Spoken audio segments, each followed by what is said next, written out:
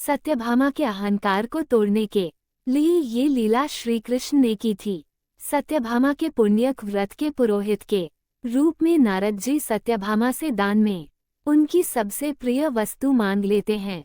तब सत्यभामा गलती से श्री कृष्ण को ही दान कर देती है। द्वारिकाधीश श्री कृष्ण नारद मुनि के दास बन जाते हैं।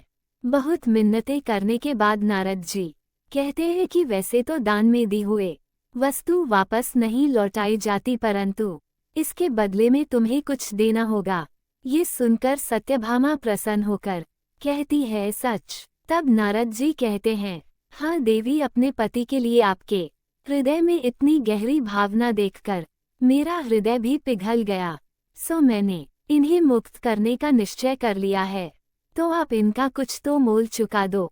ये सुनकर सत्यभामा कहती है, कुछ क्या मुनिवर, इनके बदले में मैं आपको इतना दूंगी कि जितना आज तक आपको किसी ने कुछ ना दिया होगा। ये सुनकर श्री कृष्ण सत्यभामा को देखते हैं कि हाँ, अभी भी अहंकार बाकी है। सत्यभामा कहती है कि ऐसी अमूल्य मणियां हैं, ऐसे ऐसे रत्न हैं और इतना सोना है कि आप समेटते समेटते थक जाएंगे, परंतु सोना खत्म नहीं होगा।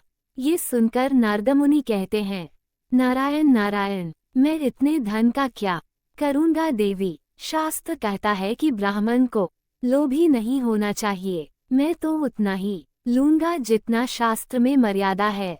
तब सत्यभामा कहती हैं, शास्त्र में कितनी मर्यादा है। ये सुनकर नारद मुनि कहते हैं कि शास्त्र कहता है कि इस परिस्थिति में इनके श्री कृष्ण के तोल के बराबर कोई भी पदार्थ दे दीजिए, बस प्रायश्चित स्वीकार हो जाएगा। ये सुनकर सत्यभामा कहती है, कोई भी पदार्थ अर्थात। तब नारद मुनि कहते हैं, नारायण नारायण, अर्थात कुछ भी देवी, कुछ भी फल हो, फूल हो, चावल हो और चाहे पत्ते ही हो देवी, जो कुछ भी आप श्रद्धा से इनके तोल के बराबर देंगी वो मैं स्वीकार कर लूंगा। ये सुनकर सत्यभामा गर्वित होकर प्रसन्न हो जाती है और कहती है, धन्यवाद देवर्षि। जब सत्यभामा इनका तुलादान करेगी तो फूल पत्तों से नहीं, सोने चांदी से करेगी, माणिक मोतियों से करेगी। ये सुनकर नारद मुनि हंसते हुए कहते हैं, नारायण नारायण, जैसी आपकी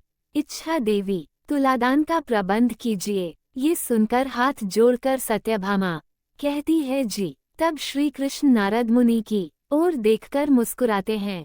फिर सभी लोगों और कई ब्राह्मणों के समक्ष विधिवत रूप से तुला के एक पलड़े में श्री कृष्ण को बैठाया जाता है और दूसरे में सत्यभामा थाल में सजे सोने, चांदी और माणिक को रखती हैं।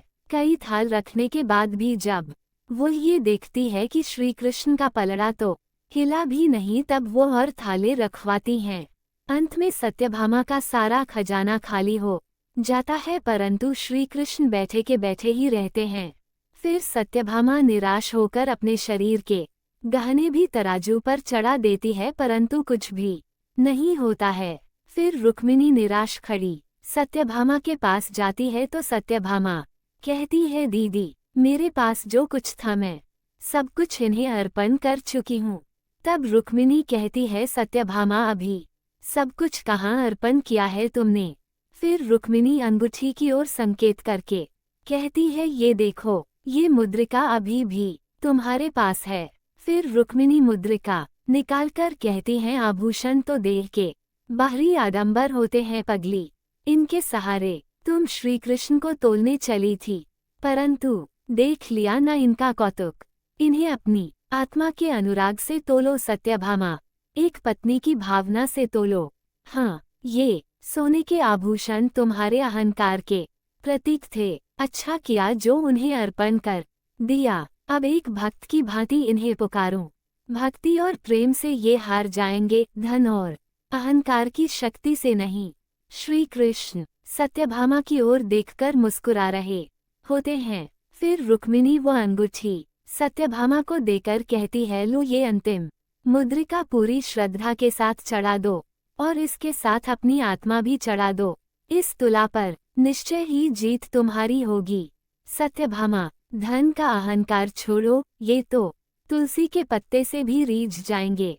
फिर रुक्मिणी तुलसी का एक पत्ता लेकर अंगूठी में लगाकर सत्यभामा को दे देती हैं। सत्यभामा उसे लेकर देखती है और अपने माथे से लगाकर पूर्ण श्रद्धा और भक्तिभाव से तुला पर रख देती है और तभी चमत्कार होता है। प्रभु का पलड़ा ऊपर उठ जाता है। सभी खड़े होकर फूल बरसाने लगते हैं और सत्यभामा ये देखकर प्रसन्न और अचंभित हो जाती है और श्री कृष्ण को आंसू भरकर भक्तिभाव से देखने लगती है। श्री कृष्ण भी प्रसन्न होकर सत्यभामा को देखकर गदगद हो जाते हैं।